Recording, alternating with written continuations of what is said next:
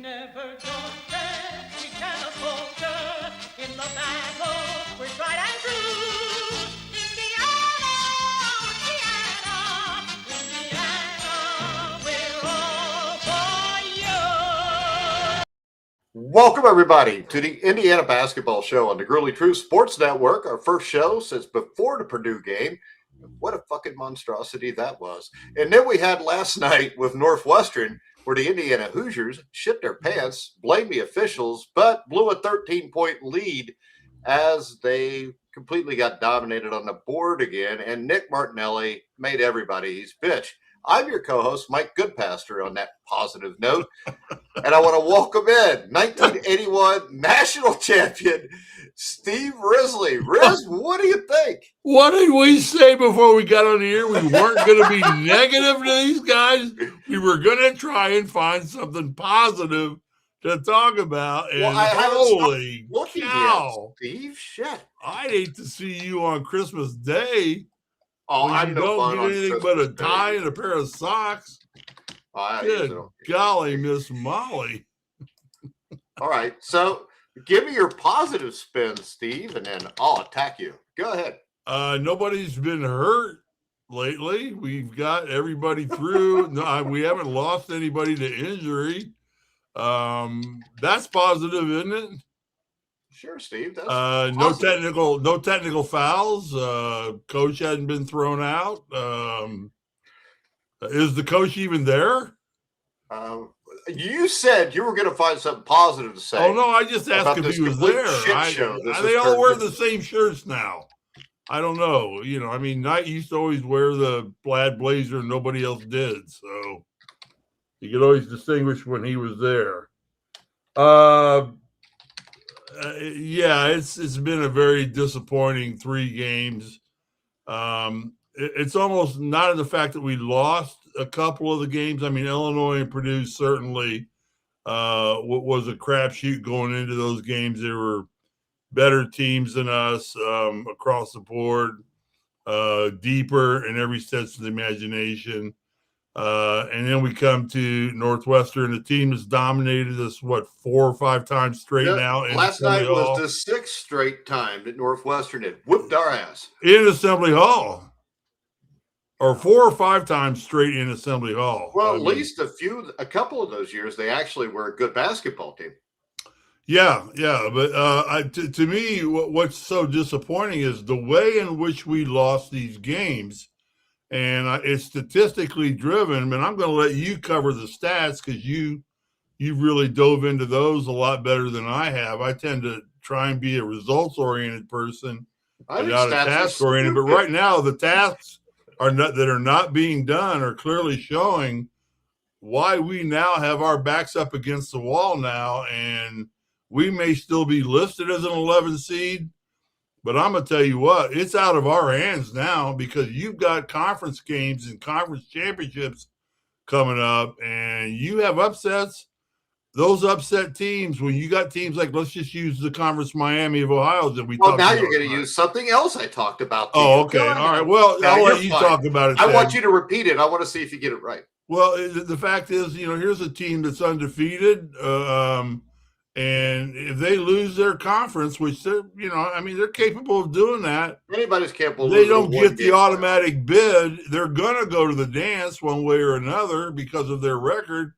But now they have to give the conference championship to another player in that division conference who's maybe not worthy, but they're going to get it. And now you got to give an at-large spot that maybe was going to go to Indiana, now is going to go to a Miami. And that's just an example of virtually every mid-major conference across the country. And you got a conference. If you look at last night, St. Louis have been undefeated in the A-10, but now lost 2 of their last 3. They're ranked 22nd in the country. You could have a Dayton win the conference tournament, and all of a sudden you got 2 or 3 teams in from the A-10. There was a point in time when Indiana basically controlled its own destiny. I mean, we talked about they could even skirt an Illinois Purdue loss if they did those 2. They had to win everything else. And here we go again now. And now you've got a Minnesota team that's just playing out their rears.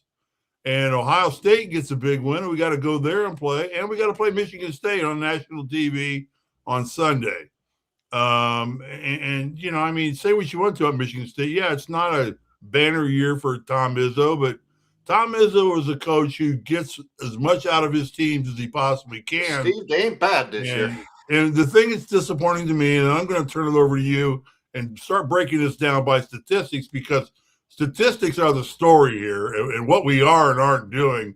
I'm going to let you handle it, but let me just say, the thing that breaks my heart is this team is not improved. We're no better right now than we were 5 games into the season. We don't do anything better. We're not fundamentally more sound. We're not, continuity's not there any better. We are not as good, any better fundamentally, with continuity in the way we're running our offense, defense, perimeter defense. You name it across the board. There's nothing we do better right now, other than lose, than we did at the beginning of the season. Talk about from a statistical point of view. I will say this, Steve. Usually, I think statistics are for losers, but not in this case. Sometimes statistics tell the tale, and I think this team showed great improvement for about when they won the 5 out of 6 games, but it's regressed. And last night's game to me was a microcosm of the season. Everything will go great for a little bit, then it goes to shit. Then it'll get better, then it goes to shit. Then it gets better, then it goes to shit. And we're in shit right now. And I've never seen a team that in the last 3 games, they've been outscored on second chance points 42-6. That means they've actually made 3 baskets off of missed shots in the last 120 minutes. And I think what we've seen a regression of is this. Fundamentally, I think this team's the same as it's always been. I think what we see now is a lack of effort. I mean, what else is getting out rebounded the way they have the last 3 games other than that? I mean, Northwestern's not like a huge physically imposing basketball team. I mean, shit, they're terrible. I mean, they've won 4 Big Ten games. They whooped our ass last night. We've won twice as many games as they have. When you look at the total turnovers, Indiana 10-9, nothing big there. But 3-point shots, Northwestern made 6, Indiana made 10. The problem with that is Northwestern only shot 13. Indiana shot 28. At the free throw line, IU was 12 for 14. Sam Alexis played well in the first half. In the second half, Connor Enright got caught so many times guarding their best player, Nick Martinelli.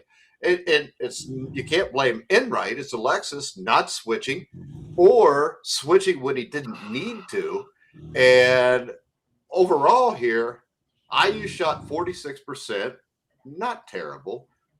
But in the how long did they go in the last 10 minutes of the game without scoring? Didn't they go from like the 10 minute They went mark? last I heard them mention it, they were 7 minutes into the game in the second half straight without a field goal. Yeah, and I think they were hitting free throws apparently whenever they could get. Yeah, I think the last time they scored was at the 10-minute mark with a basket, and then the next time was under a minute when Tate Conaway made the dunk, got fouled, but they didn't call it. But Mike, here is the stat you can't leave out. In the last 3 games played, 10 offensive rebounds. That's not in one game. That's a combined total of offensive rebounds in the last 3 games. Yeah, and you talk about lack of effort. Who is crashing the boards? Why is Risley on the bench and not playing? They aren't redshirting him. They can't redshirt him because he hasn't played well. I mean, nobody's played well. Nobody's played well. I mean, size is our major Achilles heel, and at least the kid is 6'9", 6'8", whatever he is. I mean, I understand they're saying we can't play him because we're redshirting him. And we want to get him. We're not redshirting him. They're not redshirting him. They're just benched him entirely and taking him entirely out of the out of the loop. This may be the first freshman Well, to come and I'll into tell you Indiana. this And real quick. Robert Stewart made a good point. And Robert moved to Florida. Usually those people don't make good points, just like people that move to California don't. But why is Tatum Conaway not the starting guard here over Enright? I mean, Enright scored 0 points. He took 1 shot. He had 5 assists. He had 3 turnovers. That's in 25 minutes. Now, Tatum Conaway, 19 minutes, 14 points, 6 for 6 field goals, 3 assists, 1 turnover. And who's the guy to take out of the game at the end last night? Well, they subbed out Tatum Conaway. So when I look at this, I think this. And basically, I think DeVries got outcoached by Chris Collins. And as Jay Menton says, I think DeVries is a decent coach. We got killed by injuries on AM already. Talent lacking roster. These guys are D2 talent. We need I don't buy that in this case. If we're playing Purdue or Illinois, I can buy that. But are you really telling me outside of Nick Martinelli, Northwestern is a more talented team than what Indiana put on the floor last night? There's no way. There's just not. We can balance the scoring of Martinelli with Wilkerson. DeVries, I think, is even though everybody wants to rip him, this is as a team is playing badly. And we've got something on Sicily here. Sicily will be gone in just a few weeks when the season ends. That's a way to be fucking positive. That's what I like. I mean, come on. Why would he be gone? Other than the fact that the whole world's a bunch of fucking pussies anymore. And if shit don't go your way, you leave. That's the way the world works anymore, correct? And then, I don't know. It just pisses me off. Shit don't go right, so we're getting out of here. That would work if Trent Sicily had played real well. He hasn't. I know he doesn't get much time, and I agree he should play more too. But you can't really get pissed off and leave if you're not playing well, Steve. Am I wrong here? no, you're absolutely right. But I do know this in defense of him leaving. This family lives in Santa Claus, Indiana, which is probably 30 to 45 minutes south of Bloomington. Yeah, and he's a real Hoosier. I don't think he's going to bail. No, he's not going to bail. I think that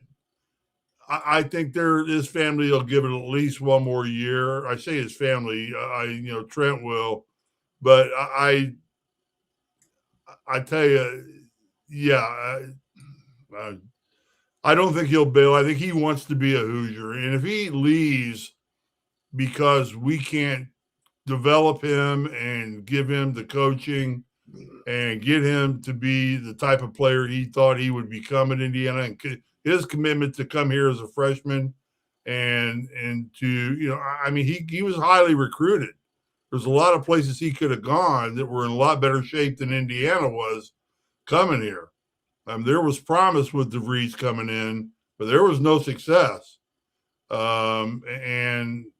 If we lose a kid like that, then the tradition and history of Indiana basketball is gone completely and changed dramatically. And the banners hanging in there just grow old and get dusty and talk about a years and a time period foregone a long time ago in a galaxy far, far away. You know what I would do if I was DeVries? And it may not mean shit to these kids because they're young and they don't know anything. That 76 on their fucking jersey should come off until they fucking earn it. Well, the 5 stars should come off their asses too. Well, it's stupid. I mean, why would you want to sit on your banners?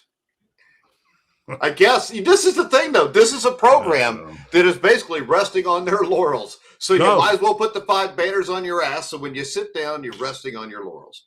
That's a good point. I don't know. And you know what? I mean, this is the thing. I thought Archie Miller was a good hire, and I was fucking wrong. I hope I'm not wrong here. Now, I was not wrong on the Mike Woodson thing, and I still prefer the way this team plays over what we saw the last 4 years, but just don't get it. And you could sit here and say, well, we've got to win the next 3 games. We don't know what we've got to do. We don't.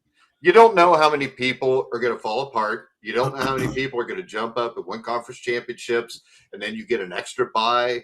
And we don't know. The only thing you could guarantee this team make the tournament right now is to win the last 3 and win the first game of the Big Ten tournament. would anybody in their right mind think this team is going to win the next 4 games, Steve? Not the way they played the last 3. No, not looking at No. the statistics, not looking at the stats. I don't. Yeah, we're not even really in these games. Yeah. I mean, we were in Northwestern, but we led a good chunk of the Northwestern game, but we just handed it to them in the second half. We just came out flat, did not play well. I mean, you alluded to something. It's like this team has quit being a team and started being 5 individuals on the court. Everybody seems to be, after their own thing. But it's funny because they're all, for the most part, seniors. They don't have anywhere to go. I don't know if they're bucking for redshirt status. Yeah, but you know what? This is what I think, Steve. It's a lot different if you're a senior that's played with all your buddies for the last 4 years. These guys were guys that were thrown together, 9 months ago? 8 months ago, they started playing together. It's really hard to develop that kind of love for each other that in 1981 the seniors had, where you wanted each other you didn't want each other to fail. You wanted each other to be great. So, we needed each other to succeed. Yeah, that's if what we I'm were going to saying. win. We knew that. We knew that we had to have Ted hitting baseline jumpers for us. We knew that we had to have Landon have his head out of his ass if we were going to win anything. And we knew we had to have Whitman being it, and we knew we had to let Isaiah control whatever we were doing. And Knight even knew that. Knight even knew that he had to give control of that team to Isaiah, or that team had no chance of winning. We all knew that, and we just said winning a championship and getting a ring is more important to us than individual glory. And to this day, everybody on that team, along with the 87 team, the 88, the 76 team, the 40 and 53 teams, still basks in glory every time they go down there. And, these guys are in for a rude awakening that are making $500,000, $600,000, $700,000 a year this year. When they try and get a job and it offers them $25,000 a year, that's reality real quick. Yeah. And that's reality real quick, and they'll have to fit into a team concept for their own lives. But that being said, we're being positive. How about this? This is the thing. Fuck positive, all right? This is the thing. Last night, Nick Martinelli lowers his shoulder into him. Fucking DeVries falls to the ground. I think he did get hit. It probably should have been a charge, but he falls to the ground. He's hurt. Martinelli stands over him screaming. Now, number one, that should be a technical foul, but the officials sucked, so it doesn't matter. Number two, we've said that DeVries was the leader on the team, probably from what we see. Now, if somebody would have, if James Worthy would have stood over top of Isaiah Thomas screaming like that after knocking him on his ass and scoring, do you think the rest of the Indiana team would have just ran by like nothing happened?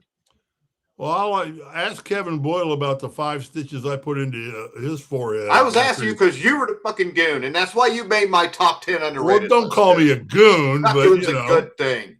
Up until the last 15 years. Kevin Boyle tried that from Iowa, tried that crap against Isaiah, and Kevin had to go get butterfly stitches put in. About 3 plays later, Isaiah ran him by me on a screen. And for some dumb reason, my elbow just got above my shoulder. Yeah. And, there was no foul for hitting kids in the head at that point in time. Hey, Steve, put it like this. What do you think would have happened, even a national championship game, if Ruben Bain would have hit Fernando Mendoza 10 yards out of bounds and then stood over him and posed? I think that half the fucking football team would have jumped in. Yes. And the guy that did that would have wished he'd never even gotten near Mendoza. Yes. And let me say this about when I got Boyle. In the timeout preceding me getting Boyle, it was strongly suggested that I make sure Isaiah's taken care of. Well, yeah. Even by somebody 6'5", and it was not necessarily 100% my idea to do it. It was my relishment to go do it. I had fun. But I'm like, I got to play it cool here. I don't want to get yelled at for getting a technical foul, which I'm going to get. Hold on a second. We got a message here. I want to. DeVries cried in the post-game presser. No kidding. Which DeVries cried? That's my question. Give us that answer, pecan or whatever you call it. Jay Minton says, I like Tucker, but is it me or does he create a lot of turnovers and boneheaded passes for a 5-year senior and coach's son? I will say this. I watched him play these 2 or 3 years at Drake, and that team was really freaking good. I know they lost in the first or second round of the tournament both years they got in it, but they weren't a normal mid-major. But the also thing about that team was, and we were just talking about it here, about the senior thing, those Drake kids had been together for a couple of years. There was some cohesion. So the question is this. I don't think the question is whether Darren DeVries is a good head coach. I think the question is he a good head coach for the NIL and transfer portal at a Big Ten school? Because it is much different, because I don't think X's and O's is as big a deal as making the pieces fit anymore, Steve. You know who's a really good coach at that kind of transition? Dusty May. Well, I know. Dusty May. I brought up 2 years. I brought up. Isn't that the guy the year before that all but begged to come to Indiana and coach? Yeah. Well, at least it was and the now son I just saw this morning one of the things that now the odds-on favorite in Vegas right now to win the national championship right now is Michigan. They are on one draft board, or the betting board. They are the odds-on favorite to win it. All right, DeVries. Yeah, Tucker is the one that cried. I guess I have to go back and watch that. I was so pissed off I didn't watch it. Robert Stewart. Hey, he watched our old podcast with Ted Kitchell. I forgot we had Ted Kitchell on, and Robert's going to remind us of it. And Knight would try to get a team in foul trouble. Is it because of the shot clock we don't try it? We should have been driving to the hole and get. Yeah, how long have I said that, Mike? Everybody has. You got to take the ball to the hole. We have a 5-man offense that plays above the arc. Okay, I've seen that many times. I started counting. 5 out. Somebody got to take the hole. We have 5 out and nobody in. Yeah, now, I understand we're weak at putting anybody in, but good God. Yeah, but anybody can drive and dish. Well, I tell you what, Wilkerson is as good as anybody I've seen going to the hole. I mean, and here's what happens when you go to the hole. You have a better chance of scoring than you do actually shooting a three-pointer. Percentage is a little higher. And you have a better chance of drawing a foul. Drawing a foul puts you on the free throw line and gets you a free shot, as well as it puts their players in foul trouble. Maybe Martinelli picks up 2 or 3 fouls and has to sit a little bit more than he does. Maybe he goes in and because we had nobody that could guard him. I tell you, whoever Martinelli is guarding, I'm going to say, as a coach, I'm going to say, Risley, Martinelli's guarding you. You go to the hole every play, and you go in hard, and you initiate contact. Don't charge, but initiate contact. Trust me, you'll get the call, unless it's the last play of the game, and Tucker DeVries is taking a shot. Hey, Steve, do you want to watch the post-game press conference? It's like 4 minutes long. No, I do not want to watch the post-game. Why not? You don't want to learn anything? No, I don't want to learn anything. It's okay. I don't. Well, I want to watch it. Well, then He is. He's crying. Okay, good. This is the thing. He's crying because the official said he couldn't see it. Fuck that. You were up by 13 with 10 minutes to go against a team that's what, 11-16? Just shut the fuck up and win the game. I mean, you got Alexis missing the back end of a 1-and-1 or a 2-shot that would have tied the game. And then Tucker missed the 3 because he got fouled. The problem is this. Tucker missed plenty of 3s where he didn't get fouled, and any of them would have tied the game. Well, I was looking at his stats again, and the thing about Tucker DeVries is right now, he's in the Reggie Miller scoring mentality, where if I finally take enough shots in a game, I'll get to 15 to 20 points. If you look at it, his shooting percentage in the last 3 games has been 3 of 11. What is he here? 4 of 6 against Purdue, and against Illinois, Tucker was 5 of 12. So that's that mentality where if I put the ball up enough times, enough will go in that I'll get 15, 20 points. Kind of the mentality that's happening there right now. But I think that's just a product of the offense and what they're doing. And you got to be a good shooter to hit threes consistently and to make your bread and butter off of threes. I would much rather see a team just going hard to the hole every play and, kicking out for the three-pointer, not sitting there and building offense and never getting inside the arc. I don't agree with that offensive philosophy, big man or not. I mean, they've got enough bulky guys that can take up space. And to tell you what, if you fundamentally block out and do the things you got to do and get into position and help defense and use two mans to stop one if he's coming, I mean, it's easy to do. That was our bread and butter. Well, his teams never got to the hole. I mean, and that's an era that's long gone now. I tell you, it's almost like that damn three-point arc was the worst thing that ever happened to college basketball. It wasn't in 1987 because we had Steve Alford. We had Steve Alford, yeah.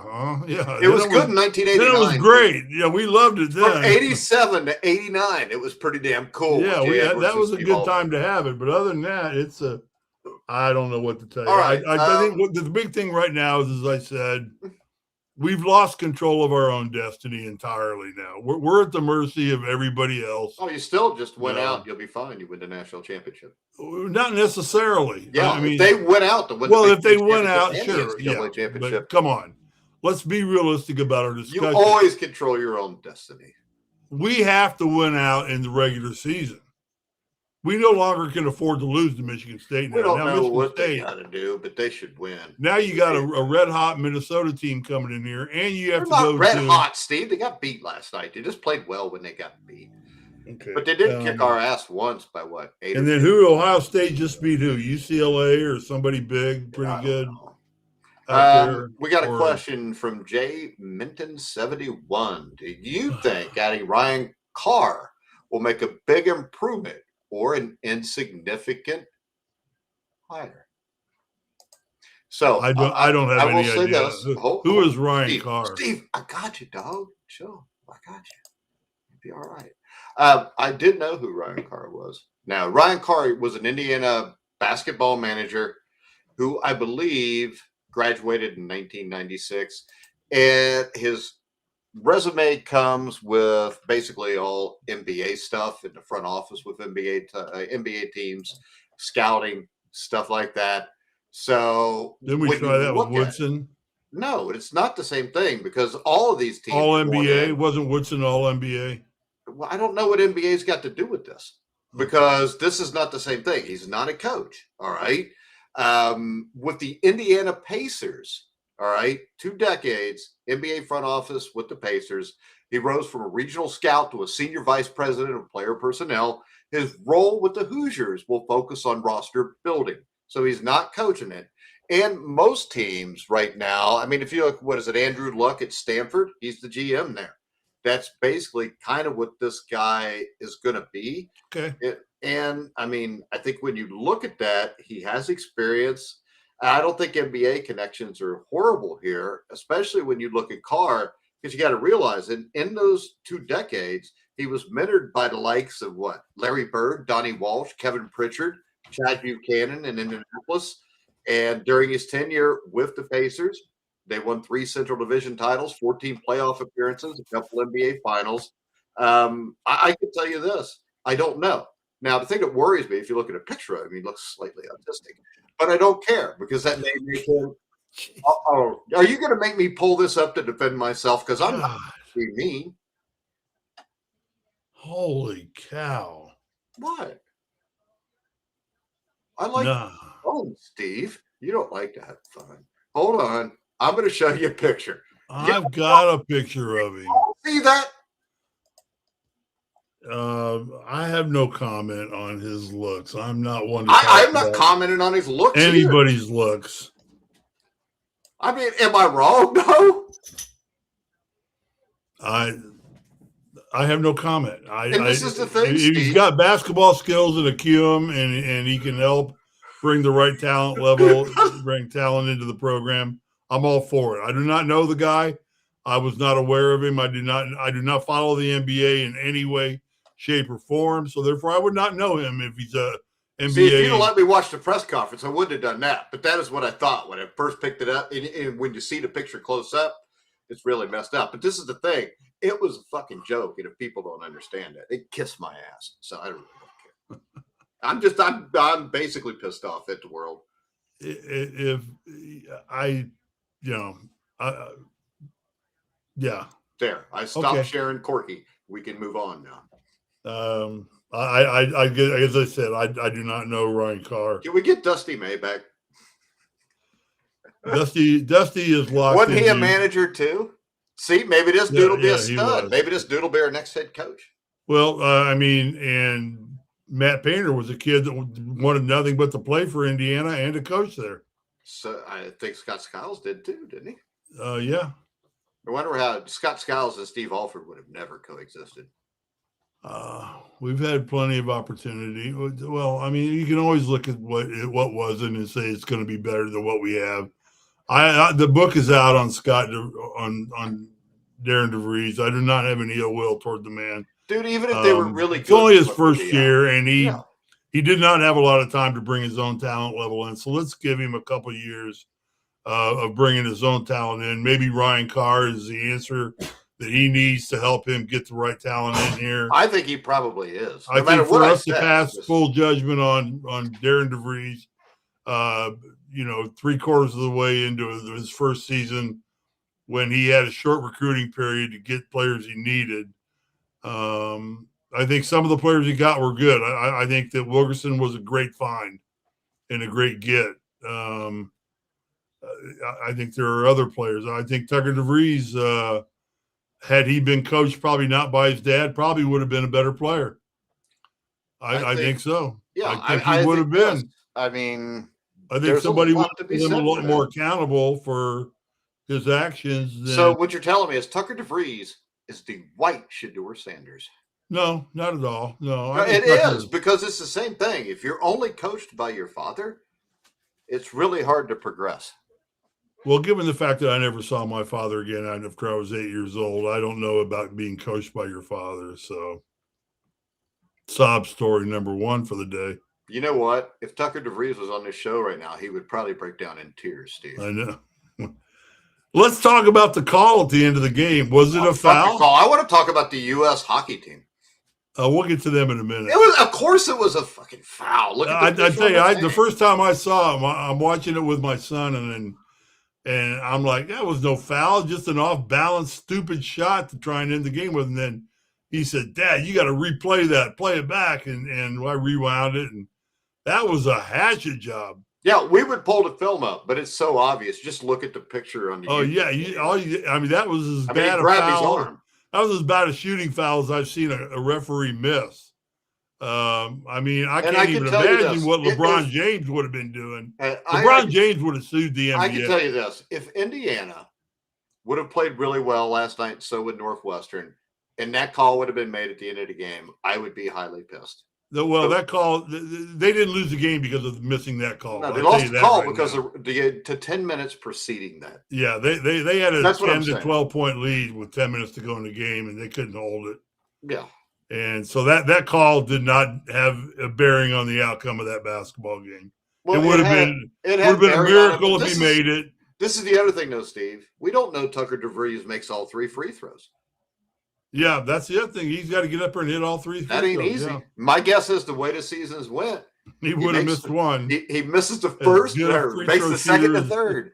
Or he makes the first 2 and misses the third, because that's the way this season is went. It's just gut-wrenching and heartbreaking for the Indiana fans, who every 4 years now we seem to get our hopes up and think this is it. This is the answer to our prayers, and we're going to put Indiana back on the map. And then, we get a decent coach. Finally, we get somebody that we all are behind, and the damn game changes to the point to where it's not college basketball anymore. It's mini NBA ball. And you got to bring in a Ryan Carr to make your team properly. Now you've got to bring an NBA scout and a front office guy. I think this is more about NIL and recruiting. Well, but than anything I else. mean, they have to have the right talent. And they have to be able. It's like the NBA. I mean, players are there for 1 or 2 years, and then they go chase the money. And you're right. I mean, we don't know what Sisley's going to do. He may say, "Screw this! I'm not going to put up with this crap," and I'm being offered bigger money from. How about this, Steve? You know the thing that bugs me about the Dusty May thing the most, other than the fact Mike was that we didn't get him. It's the fact that I'm pretty me. sure, from what I remember, Dusty May had Braylon Mullins. Braylon Mullins had Michigan in these final 2 or 3. Now, if Dusty May is hired here 2 years ago in Indiana with Braylon Mullins, does that bring Braylon Mullins here? Now, I think probably not, because Braylon Mullins is going to be a lottery pick probably after his freshman year. And he went to where the best coach in the country is for college basketball. Yeah, well, and let's face it, Michigan is a few years ahead of Indiana. You can wonder. Well, yeah, because they hired him because they were in a shit show too. They had the same former NBA player that didn't know his head from his ass. Yeah. All right, Steve. Anything else before we wrap it up? Hockey team. I'm going to go outside and I'm going to punch somebody, I think. What? Hockey teams were what fun that was. I mean, I'm going to punch myself in the face, knock a tooth out, chip it, and finish the show. No, you need a hockey stick for that. Oh, no, I don't have a hockey stick. We got up. Well, my whole family got up at 4:30 in the morning to, because it was on at 8 o'clock Eastern time, 5 o'clock our time. So we all got up and watched the entire game, and I hadn't watched an entire hockey game in God knows how long. Since 1980? Yeah, well, since Gretzky was playing. I'm sure it was some game Gretzky played in. Other than that, I'm not. You know what I wonder while watching it? Why is the NHL not a lot bigger than what it is in this country?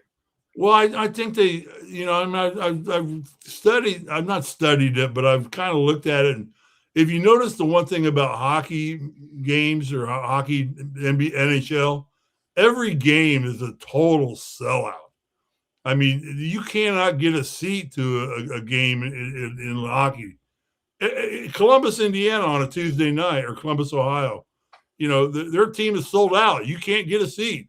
Okay, and so explain to me why they did not. Well, they did not have the big TV contracts. And they really catered to their local fans and really took care of their local fans. And only now has, I think, television discovered the fanaticism of professional hockey.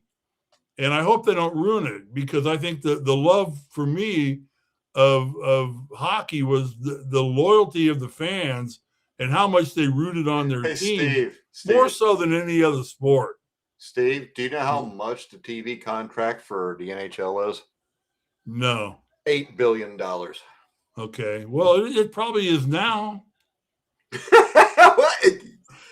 Not from right today, but that's the last contract that was signed. No, but I mean, I'm talking about 20 years ago. I'm not asking that. I'm asking why it's not more popular. Because as a sport, it is popular. It's as popular as the NFL or the NBA or Major League Baseball. Oh, I would venture to say they draw better than the NBA. I think the NBA is a piece of shit. I mean, I'm talking about TV ratings, Steve. What matters? I bet hockey does at least as good, if not better, than the NBA. I don't think either one does really well. But the NBA has had a strong rebound, up 16% to 1.8 million people watching each game. The WNBA is 900,000. Major League Baseball is 1.8 million. Let me see the NHL. The NHL is 800,000. The NFL or the NHL is with the WNBA. And how many franchises are there in the NHL? Like 30. Are there that many? Yeah. I don't know. I can't explain it. I think what could explain it is this, though. If you go farther south than Michigan, I know there's Columbus, there's St. Louis. Hell, I don't know, Steve, because when I watch every Olympics. I watch every Olympic hockey game, even if it's not the U.S. Doesn't Florida won the last 2 NHL Stanley Cups or something? Or well, Florida, yeah. I think they won Yeah. last So how year. far You know, south last do they year need to were go? cool. Cuba? No, what I'm talking about though is Venezuela? Let's put that's a what team I in started to Venezuela. say, and then I said I don't understand it because they still fight, they still hit each other. It's not a pussy sport like everything else. Robert says hockey is Florida crazy. Paul Newman was ahead of his time in slapshot. Yeah. Um, I don't know because my plan is to watch hockey starting tonight. Because yeah, I don't watch the NBA. I don't watch the WNBA because nobody wants to watch women play anything except for hockey. Because I really enjoyed the Olympic women's hockey too. It was a great game, and the men's hockey it was a great game. And the thing that blows me away is I've always watched hockey here and there, Stanley Cup Finals or whatever, but it looks like it would dawn on me that even when the U.S. doesn't win, I thoroughly enjoy watching Olympic hockey. And I don't Oh. understand. I mean, it's like the Four Nations tournament last year. Their Kids played rankings. hard. Hey, the rankings at the Four Nations tournament last year, where Canada booed our anthem, and then there was 3 fist fights in the first minute of the game, and then they played another game the next week for the championship, and like 11 million people watched it. Yeah. I Well, mean, how many come do you on. think watched the USA beat Canada? I Men's don't and know. I women's. haven't I mean, seen any ratings the yet. women can play hockey. The only thing they don't do like the men is they just don't check quite as hard. But man, those girls can skate. Let's get some TV Christmas, ratings. and they can handle the puck. And I was equally as impressed with the women's team as the Here men's. you go. The USA Canada Olympic hockey gold medal game was a massive TV hit, averaging 21 million viewers. It peaked at 26 million viewers. And remember this, that was at 8 o'clock in the morning, Yeah. 5 o'clock in the morning for the West Coast. West Coast, yeah. I watched it at 5 in the morning. 6 million. No, I'm one of those people that got up at 4:30. Like I said, we had some Eggos for breakfast, and love my Eggos, man. Love my Eggos. I want to see what the women's game was, and not to make fun of it. And if the ratings are bad, I'm not even going to bring it up. All right, it was good. 5.3 million. That was the average. And that was in the middle of the day, wasn't it? That game was in the middle of the day. Ooh, I don't remember. Remember live? I'm talking live. Yeah, my wife was home, so it was like a 3 o'clock game. So it was middle of the day, and the overtime had 7.7 million. Both games go overtime. I mean, yeah, you couldn't ask for any more. No, hockey delivered. Hockey absolutely, and those kids on both sides of the fence, all 4 teams, they played hard as hell for 60 minutes. I mean, the line changes they do. 2010, when I think Sidney Crosby scored his golden goal and Canada beat the U.S. by a goal, I think that game was middle of the day, early evening. That drew 28 million viewers. Yeah. And if you compare that to the National College Football Championship game with the Indiana Hoosiers this year, highest rated game in a decade, I think, drew 31 million. So different times of day, but do you know what the most watched Olympic hockey game of all time was, Steve?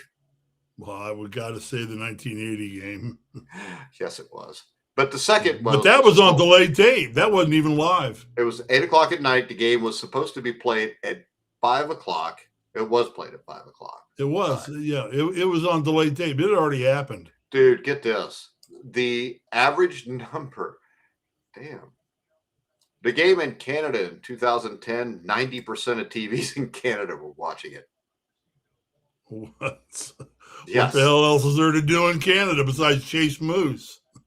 The gold medal game between U.S. and Finland in 1980 was 32.8 million. That was a game that started at 9 or 10 in the morning also. And that was a game where also there weren't 350 million people in this country either. So yeah, that was pretty good. And a peak on that game was 35 million at 11 o'clock. Yeah, well, I mean, I think to me this just signals that if you play hard, you get out, you make an effort at it, people will watch you.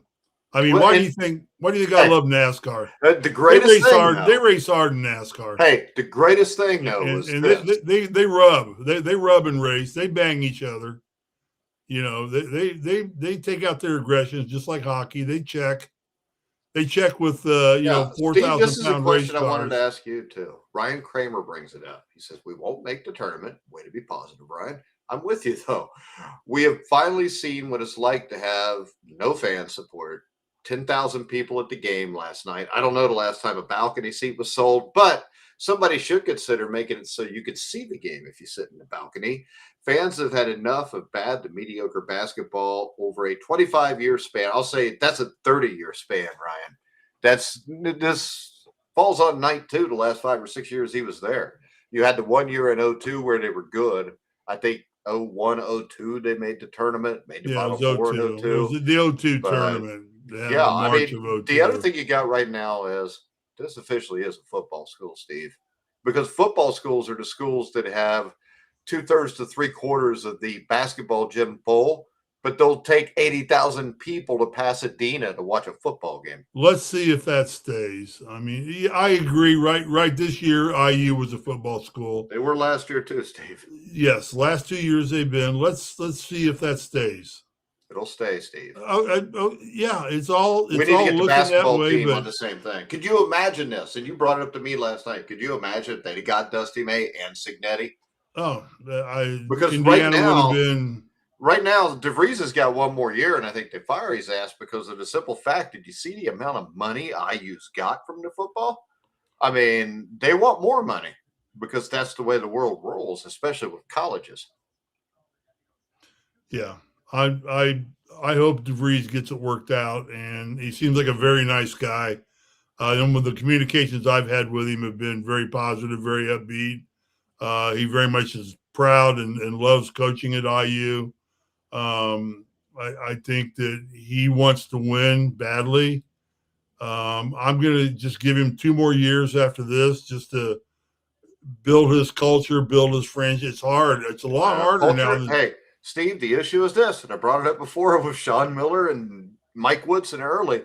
Culture gets built at the start. If you don't, it's too late. Well, I think that's now maybe since he can get rid of all the Mike. players. I think that's old school, Mike. I think that's old the mentality when horrible, you got right? players that are going to play for you. Yeah, let's do this new school shit where everybody just kisses each other's ass and gets woke as fuck and jacks each other off. What? I'm serious. I'm sick of this shit, dude. I watched a hockey game where a dude got his teeth knocked out and scored the winning goal. I turned on an NBA highlight of LeBron James against the Clippers. He got elbowed in the side, laid on the ground for 4 minutes, screaming, got up, and didn't play the rest of the game. Oh, yeah. And Robert Stewart said, IU Sports made $184 million in profit last year. Maybe we should just offer Dusty May $15 million a year. He's not leaving Michigan. I bet if you paid him enough money, he would. I don't think he would. I think Dusty May's got integrity. Do you think Dusty May is different than other people, huh? Yeah, I think he is. And why did he leave Florida Atlantic? I think Kurt Signetti's the same way. I don't think Kurt Signetti's ever going to. He's never going to leave Indiana. There's a difference here, dude. There's a difference. Why is there a difference? There's a huge difference because Dusty May's at Michigan, which is a football school. Okay. Well, I can't say that. They run hey, here both we go. sports. Hey, here we go. He knows what I'm talking about. Robert Perkiser says pivot man and a circle jerk. That'd be Connor Enright, probably. Probably talking about me. Oh, yeah, he is. I'm just trying to be positive right now. All I want to do is I want to turn on the damn TV on Thursday and Friday, and it's somewhere during that first 2 days, I want to watch an Indiana game. I haven't done that in so damn long. I'm sick of it. Okay? I don't care who they play, where they play, what time of the day they play. I just want to turn on the damn TV Thursday, Friday, my big screen, 80-inch TV, and sit back with everybody's got one of those now, Steve. I know everybody's got one. I know you can get them at Costco. It's tax time. Everybody got their tax $4.99. I know. Everybody got their tax money. They were all picking up their. It was funny because I watched somebody at Costco try to pick up a 70-inch screen TV in a Honda Civic, and they got it out there. But no, they had it on one of those little carts, carried it out there, and then they're trying to fit it in. It was funnier than hell. I don't know what the hell happened to that. Anyway, I just want to watch Indiana play on Thursday or Friday, even if it's just one freaking game. I'm just tired of it. Tired of not on Thursday or Friday having to pick some damn team to cheer for, or just not even have any interest in a damn tournament. So, well, the only way I can pick a team to cheer for if Indiana's not in it is the team I bet on, Steve. There you go. See, I don't gamble, so I don't even That's have just that. Because you can't figure out how to use the app. I don't know how to bet. And we don't want you to figure out how to use the app because then you'll be like Floyd Mayweather and lose all your money. No, and have to box again at 50. Against another 50-year-old. Another 50-year-old. Well, actually, he's fighting. As if Netflix didn't learn their lesson with Tyson. Dude, they're going to have Floyd Mayweather against Mike Tyson. And then they're going to have Floyd Mayweather against Manny Pacquiao. And the winner gets the influencer, what's his name, Jake Paul? Now, Jake Paul would smash every one of them, probably, because he probably would. He's not 60. No, he's only like in his 30s. And well, I don't know. Floyd and Manny probably still whip his ass, but. Oh, I don't know. I don't know. Robert says he's tired of us not driving to the basket.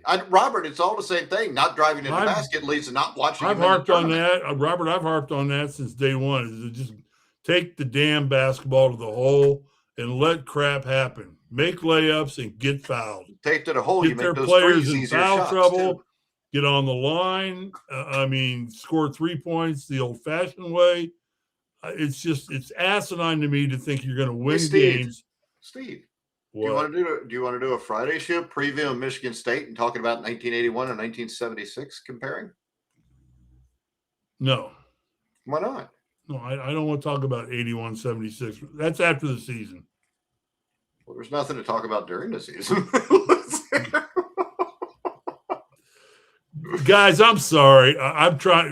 Why don't we preview the 1981 Final Four on Friday? We actually had a pre-show production show, and so we were going to be positive. And look at Goodpaster. And then Steve went off the fucking rails again. I did not go off the rails. I want to cry, but Tucker's already done that. Cry like Darren DeVries or Tucker. Tucker's already done that, so I can't cry. Why would you say that DeVries has no fire? I mean, because this is the thing. Does fire mean I got to run around, scream, holler, and act like an asshole? Because you know what? I think Tom Landry and Joe Gibbs had a lot of fire as coaches, and Bill Belichick, and you never hardly saw any emotion from them. He makes a good point. We're all used to somebody just ranting and raving because he's not getting what he wants. DeVries' story may not be that way, but whatever way, he's not getting it out of his players. You got to get it done. You got to get it out of your players one way or another. You want to be, the ice cream man and give everybody soft serve Sundays. Hey, wait a second. Robert asked, so we agree Enright should not start. Didn't I say when you said that for all season since I like taking Conway came back? You said Enright should not be starting. Who the hell? I also said Dorn. Robert, what the hell are you listening to? He's listening to that guy down in Florida. What was that guy's name? Brian Moore or Brian Moore. That retard. Yeah, he's listening to Brian Moore. Now that dude was autistic. What did he rename his website from? Got Woodson? Oh, what did he rename it to? I think it was Got Crabs. Well, he's in Florida. I didn't mean it in a bad way. I didn't mean like he sat on a toilet seat and got it. Funny. Wing. That made me laugh. So we don't know what he renamed it to. I don't think he has one. Okay. Yeah, I don't know because he had a bunch of followers. Yeah, but so did Jim Jones, and they're all dead now. They're gone. God, you need to go see another doctor. I want to roll or I'm an asshole. It's one of the two things. Or I'm an asshole on a roll. I don't know. Wow, I apologize, people. And Robert, hang up while you can. There was a point like 2 or 3 weeks ago when Dorn started missing shots and they were sitting Connerway. I think he was sick too, but I said they should put Connerway in for Dorn. So I would say this. I would rather just Dorn and Enright both sit, and we'll just play Connerway and play with 4. Which then we could just go ahead and put Trent Sisley in anyways, because he should be in the games. I mean, Reed Bailey is soft. I mean, if we had a 40-mile-an-hour, you're right. 40-mile-an-hour wind, and Reed Bailey is taken off the court if we weren't playing it. I don't see Darren DeVries being somebody who plays favorites or anything like that. So if Trent Sisley's not playing, he's probably earned his lack of playing time. Yeah, but why isn't Connerway? When you compare his production in less minutes, that's what drives me insane. And I like Enright. I think he's a hard-nosed kid. He plays good defense. He's just limited. Well, there's all kinds of things. There's like playing not to lose and playing to win. It could be a situation now where Darren is coaching not to lose right now. I don't know. I'm not in his head. I've never really had a conversation with the man, so I can't really tell you what he's thinking. I mean, I've had skimming conversations with him, but nothing in depth or involved that tells me that I have an idea what he's thinking. I knew what Knight was thinking whenever I was around Knight because I'd been around him so much. So with DeVries, he was thinking, Risley, will you fucking listen just once?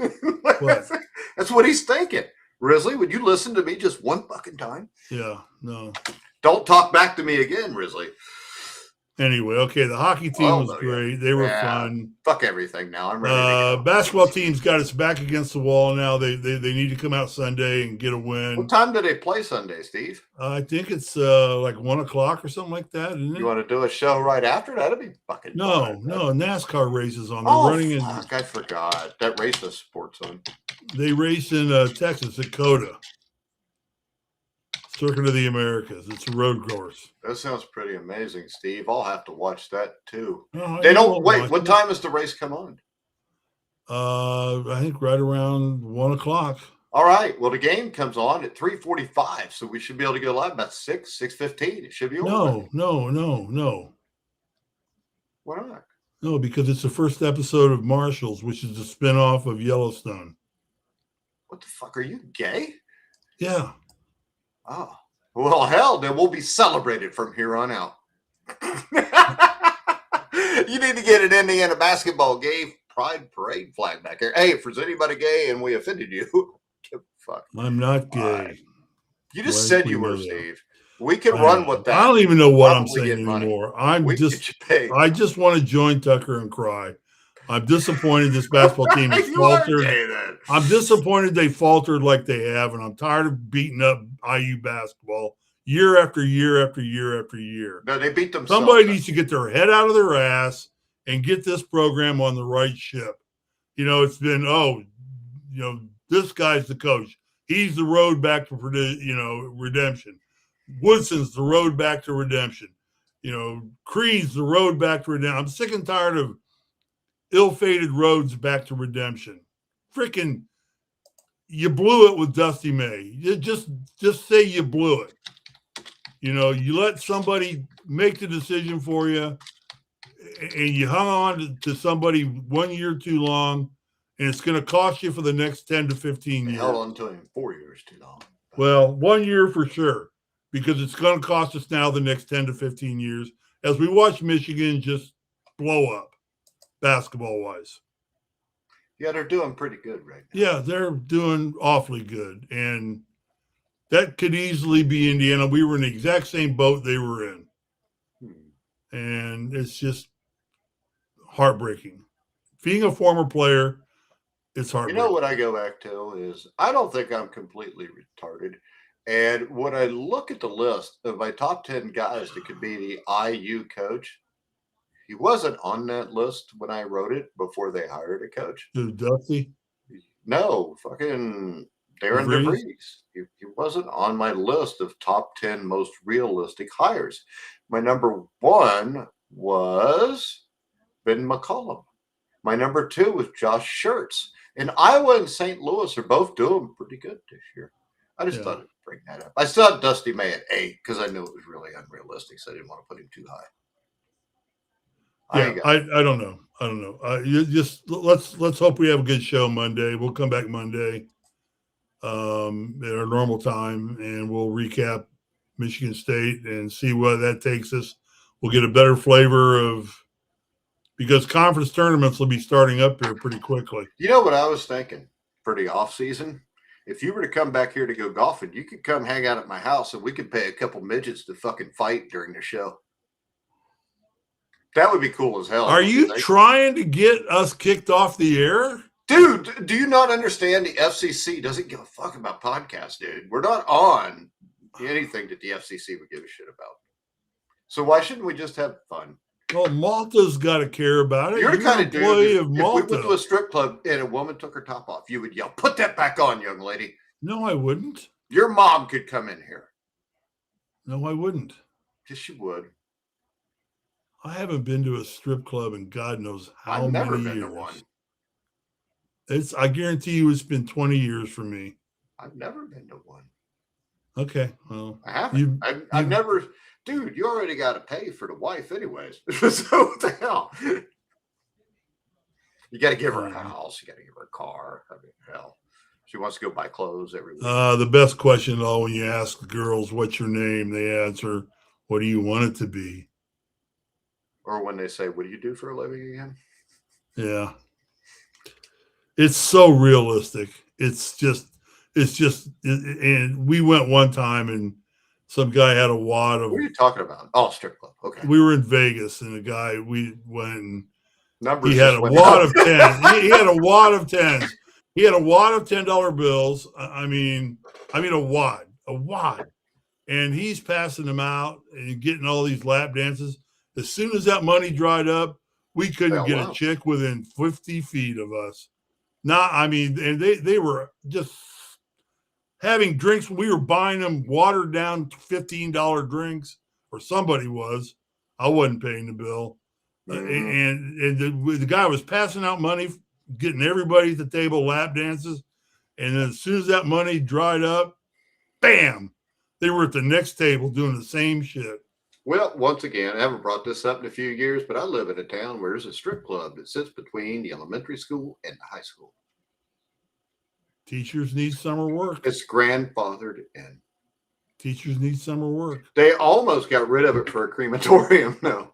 A roster makeover is very hard to execute chemistry-wise, but he had no choice. Yeah, well, the roster maker is going to come every year now, Brian. Yeah, but what he's saying is, this is the thing, and this is why I'm kind of like... There is no roster anymore. I give him this. There can be a roster. The thing is this, the coach before us gave him Trent Sicily, and that was it. It was too late to go out and get a bunch of high school studs. Yeah. So I think the next off season, and next season will tell us more about whether this is the man for the job or not. What this season does. Let's close on this. And I'm not in Indiana, so I don't know. What's this deal? Is Bird's nephew as good as I'm reading out here?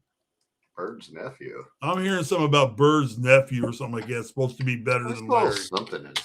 What? Better than Larry. That's not. And that's Larry Bird saying that. Yeah, he's gonna say that. It's his freaking nephew. Hey, you know what? I was at Indiana State. Eddie Bird was at Indiana State. And Larry Bird used to come play pickup basketball with us. And you know what? Everybody used to say he is better, or Eddie was better than his brother. And he wasn't. So you talk about Roman Domon? I don't know. I don't get that much. He plays for Murray State. He averages 13 points, 5 rebounds, and an assist and a half a game in limited minutes. So I'm saying he's probably not as good as his uncle. Okay. Was. Yeah. I just said I get sporadic talk, on Instagram about Eddie or Larry Bird's. And Eddie Bird was a cool dude. The guy could drink beer. Eddie Bird could party with the best of them.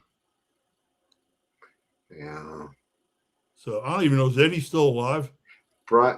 I guess. I don't know. I haven't seen Eddie since I ducked out of Indiana State after I got hurt. So I used to feel sorry for him, though. He worked for the Pacers. He worked for the Pacers. He was a better baseball player than he was basketball player. So was Larry at one time, they said. No, he wasn't. He only played like one college game. Okay. He was all right, look, we're an hour into it, and I got to go to the No one can be better than Larry except Steve Risley. Wrap it up. Brian Wetter says. Wrap it up. All right. You can follow us on X at Girly Truth. Make sure you pound that like. Pound that like you're Nick Martinelli running into Tucker DeVries. Pound it. All right, guys. Check us out on X at Grueling Truth. You can follow Steve Risley Hang there in at there, Risley everybody. 34. Huh? Hang in there. We're not done yet. Close, but not done. That's what we say at the end of this show every year at this point. Not us, you. We're done. Oh, we're not ever doing this again. All right, guys. No, we're doing it Monday at 10 o'clock or 1 o'clock Eastern time. All right. I'll have to confirm that I have no doctor's appointment on Monday. I don't think I do, but I'm not sure. Okay. All right, guys. We're going to wrap the show up. Follow us on Act Grueling Truth. Make sure you like, subscribe, hit the bell notification on YouTube. Check us out on Spotify, iHeartRadio, iTunes, over 300 different. And Robert Stewart said, nice hair, Steve. All right, guys. For Steve Risley's nice hair, I'm Mike Goodpaster. You've been watching and listening